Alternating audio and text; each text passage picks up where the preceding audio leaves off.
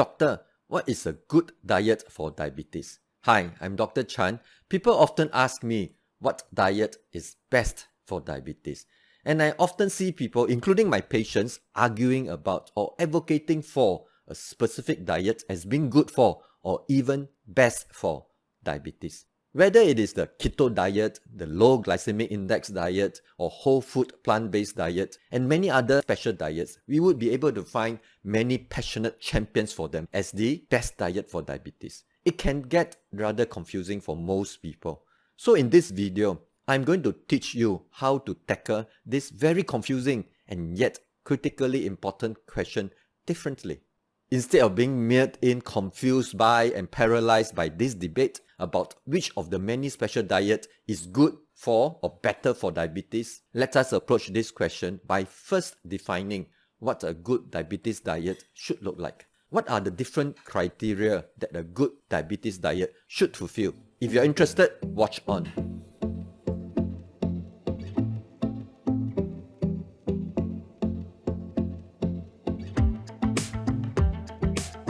Hi, I'm Dr. Chan. I'm a medical doctor from Singapore. Welcome to my channel where my goal is to highlight common mistakes, clear up misconceptions, encourage the right mindsets so as to activate more people to unlock the tremendous power of lifestyle and eating habits to combat diabetes, cardiovascular disease, and other lifestyle-related chronic diseases. Asking the right questions is the first and most important step in tackling lifestyle, diet related and health topics correctly and holistically. So let's jump straight into today's episode of Asking the Right Questions. And today we are going to tackle this very confusing and yet very important debate about what is a good diet for diabetes. So instead of debating which of the many popular special diets out there is best for diabetes, let's consider what a good diabetes diet should look like. What criteria a good diabetes diet should fulfill.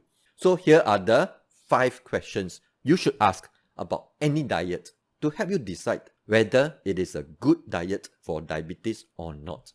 Number 1, does it minimize post-meal blood sugar spikes consistently?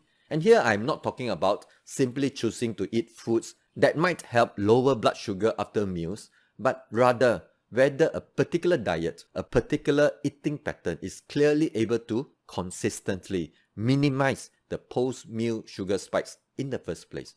I find that many people are often distracted by foods or ingredients that they read about that are purported to have blood sugar lowering properties. And their focus are only in randomly, occasionally adding such foods into the diets wherever possible, in the hope that it might help to some degree to blunt the blood sugar spikes of their meals. This approach is very piecemeal and totally inadequate in combating diabetes. A better, more holistic approach is to learn and develop an eating habit, an eating pattern that minimizes post-meal blood sugar spikes at every single meal consistently. So the first question you should ask to help you determine whether a particular diet is good for diabetes or not is, does it minimize post-meal blood sugar spikes consistently?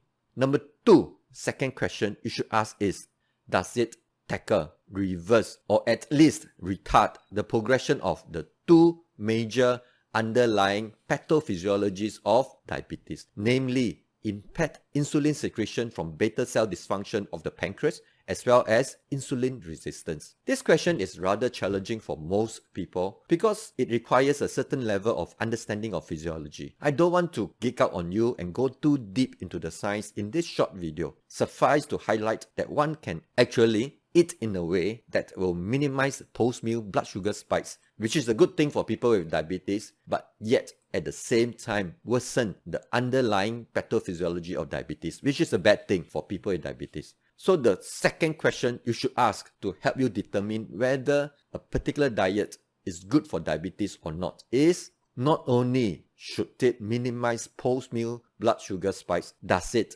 tackle, reverse, or at least retard the progression of the underlying pathophysiologies of diabetes? Don't worry if this question is too technical for you. Ask your doctor for help to answer this question if you need to. Because this question number 2 is a very, very important question to ask of any diet that you're considering to adopt to help you control and combat diabetes. Number 3, third question. Does it help to lower the risk of the many long-term debilitating complications of diabetes? This is a very important question that anyone with diabetes must ask when considering whether a particular special diet is good for diabetes or not. I want to highlight that not every diet that can help minimize post-meal blood sugar spikes are necessarily also helpful in lowering the risk of the many long-term complications of diabetes. Number 4, does it contribute to long-term overall good health beyond just being good for diabetes? Just because a person has diabetes does not mean that they are no longer at risk of other common serious and debilitating non-diabetes related chronic diseases in their lifetime that could potentially take away years from their life and life from those years. So question number 4 is, does the diet promote good health holistically in the long run beyond just being good in combating the specific problems and potential complications of diabetes? Number 5, the 5th question you should ask of any diet you are considering should be, is it sustainable and enjoyable? Because combating diabetes is not going to be a once-off effort that can be done and over with in a few months. Combating diabetes is a long-term, constant battle fought over one's entire lifetime. So for any diet to be truly good for diabetes, it must be a diet that one can stick to. For any diet to be truly sustainable over one's entire lifetime, it must be enjoyable. I know it is never easy, but it is entirely possible to over time learn and grow to love a new way of eating.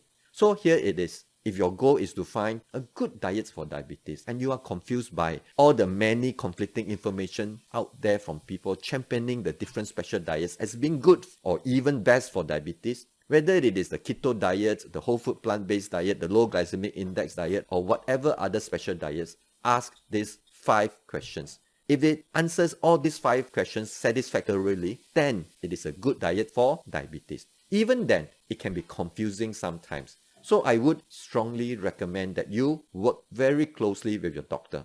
Use these 5 questions to guide you. To do a comprehensive review of your existing diet, identify specific areas in your diet that need to be changed or improved so as to combat diabetes holistically. Then tackle them one by one. I hope you have found this video useful. In this Asking the Right Questions series of videos, my goal is simply to focus on teaching and highlighting the important critical questions that one need to ask of any health issues, problems or topics. Many of the answers to the questions raised in this video are covered either directly or indirectly in my series of videos on diabetes on my channel. So do check them out and also do consider subscribing to my channel so that you will not miss out whenever I post new videos. I am Dr. Chan. Thank you for watching.